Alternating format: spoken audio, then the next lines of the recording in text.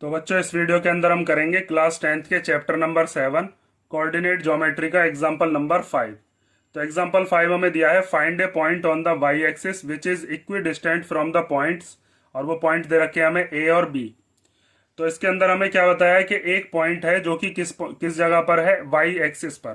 तो मान लीजिए जैसे यहाँ पर एक पॉइंट है वाई एक्सिस पर, उसको हम क्या डिनोट कर देते हैं, मान लीजिए पी।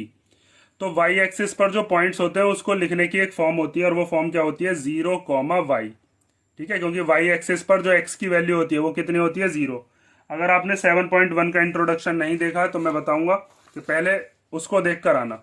वहां पर मैंने आपको ये चीज एक्सप्लेन करके बताई है कि वाई एक्सिस पर क्या होते हैं कोऑर्डिनेट 0, वाई, और एक्स एक्सिस पर क्या होते हैं x, 0। एक्स एक्सिस पर वाई की वैल्यू 0 होती है और वाई एक्सिस पर एक्स की वैल्यू 0 होती है। पहला वाला जो कोऑर्डिनेट है एक्स का होता है, दूसरा वाला वाई का। तो इसने हमसे यही बताया कि वाई एक्सिस पर है पॉइंट, तो इसलिए हमने क्या मान लिया है, 0, वाई मान लिया।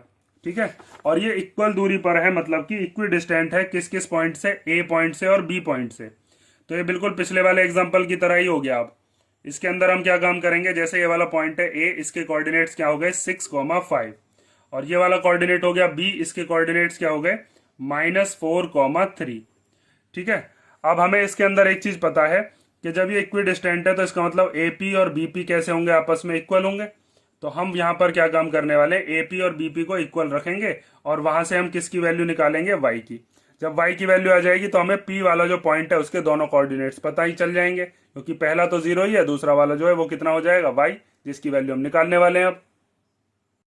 तो पहले अब हम क्या काम करते हैं, पहले हम लिखते हैं इसका क्या क्या हमारे पास गिवन है, और फिर इसका देखते हैं हम एपी और पीबी को कैसे हम इक्वल लेकर वहां से वाई की वैल्यू निकालेंगे।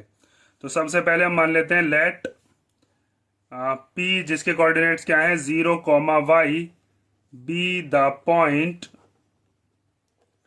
विच इज इक्वी डिस्टेंट, बिल्कुल पिछले की तरह है, equidistant from the points.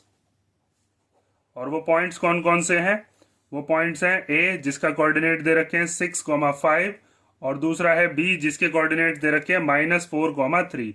और यहाँ पर ये चीज याद रखना 0, वाई क्यों है, क्योंकि ये यहाँ पर क्या बताया है, वाई एक्सिस पर है, और वाई एक्सिस पर हमेशा जो कोऑर्डिनेट्स होते हैं उनकी फॉर्म यही होती है, 0, वाई की। एक्स कोऑर्डिनेट होते अगर, मतलब एक्स एक्सिस पे होता तो क्या होता, x, 0 होता। ठीक है, और हमें क्वेश्चन में अब गिवन क्या दिया है, तो गिवन हो गया हमारे पास कि एपी किसके इक्वल है, बीपी के इक्वल। अब हम क्या लगाने वाले हैं, डिस्टेंस फॉर्मूला। तो by using distance formula, distance formula क्या होता है, √x2 माइनस x1 का whole square plus y2 minus y1 का होल स्क्वायर। तो इसके अंदर अभी आपको वही चीज करनी है जैसे हमने पिछले वाले में करी थी।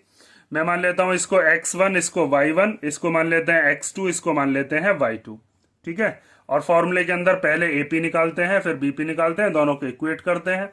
तो पहले एपी की वैल्यू निकालते हैं, तो अंडर रूट के अंदर पहले x2 रखते हैं, तो x2 की जगह पर कितना आ जाएगा, 0, फिर माइनस x1 की जगह पर 6, 0 माइनस 6 का स्क्वायर, प्लस फिर आता है y2 माइनस y1, y2 की जगह पर कितना आ जाएगा y, और y1 की जगह पर कितना आ जाएगा 5। ठीक है, 0, अभी इसको हम आगे जब सॉल्व करेंगे जब दोनों के इक्वेट कर देंगे, फिलहाल हम बस इसको ऐसे ही लिख लेते हैं। और बीपी जो है, बीपी कैसे निकालेंगे, बीपी के लिए इस बार हम चेंज कर देते हैं x1, y1, इस वाले को ना लेकर कौन से ले लेते हैं, ये वाले, क्योंकि इस बार हमें क्या निकालना, बी और पी। तो बी और पी के कोऑर्डिनेट लेने बस हमें, ए से हमारा कोई मतलब ही नहीं है अब। तो इसको रफ करके हमने यहाँ पर क्या बना लिया, ये हो गया x1, ये हो गया y1। तो अब x2 माइनस x1 फॉर्मूले में रखेंगे, x2 की जगह पर कितना आ जाएगा, 0, फिर माइनस x1 की जगह पर कितना आएगा, -4, और अब इसका क्या करना है, स्क्वायर, जो ये वाला स्क्वायर दे रखा है।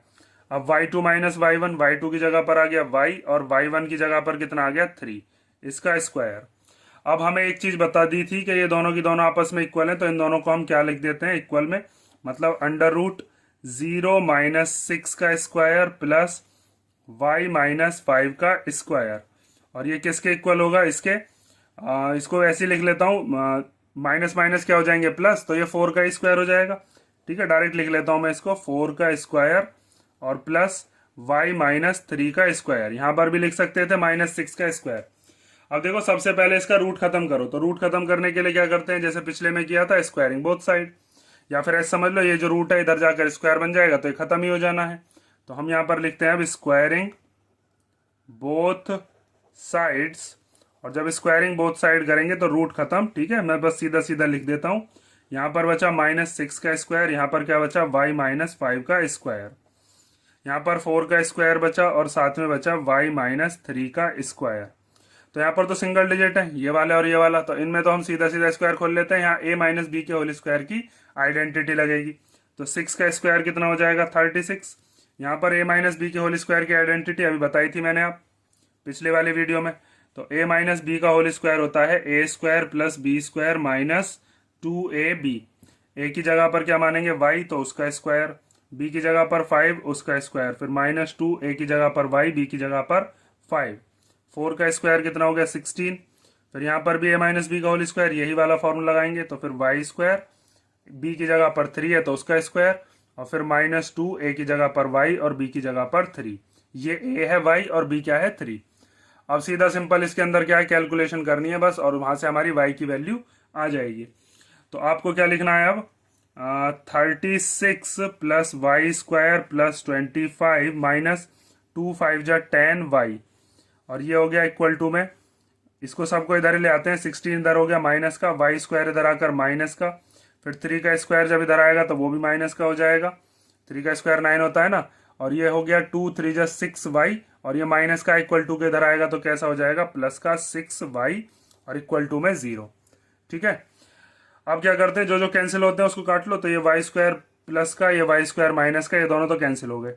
जो जो डिजिट्स हैं उनको लिख लेते हैं, 36 है प्लस 25 है, फिर -16 और -9, माइनस माइनस प्लस होते हैं, तो 16 और 9 कितने हो जाएंगे 25। तो यहाँ पर हम लिख लेते हैं माइनस का 25।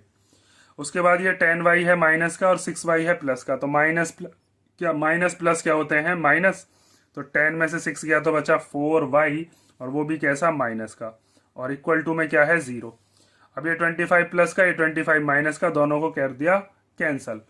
और यहाँ से अब हम 36 - 4y किसके इक्वल लिख सकते हैं, 36 - 4y इक्वल टू 0। अब या तो 4y को इधर भेजो या 36 को, वो आपकी मर्जी है। मैं इस माइनस के 4y को इधर भेज देता हूँ, तो इधर आकर ये हो गया प्लस का 4y।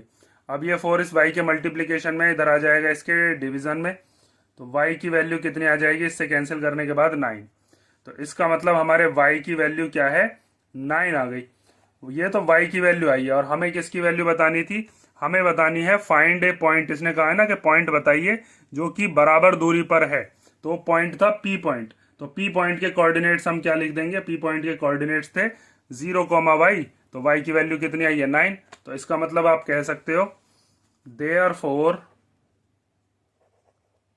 therefore the required point is 0, 9, और जो y था उस y की जगह पर हमने कितना रख दिया है अब 9 रख दिया है।